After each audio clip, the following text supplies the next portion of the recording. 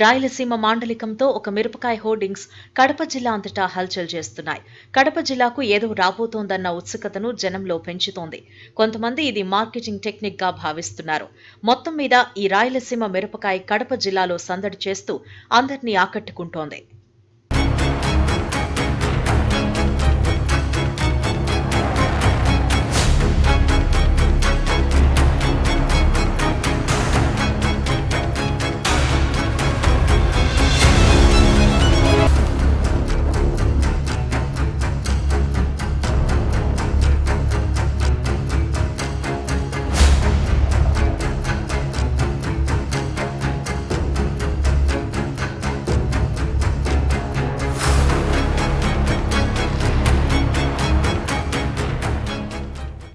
రాయలసీమ మాండలికంతో ఒక మిరపకాయ హోర్డింగ్స్ కడప జిల్లా అంతటా హల్చల్ చేస్తున్నాయి.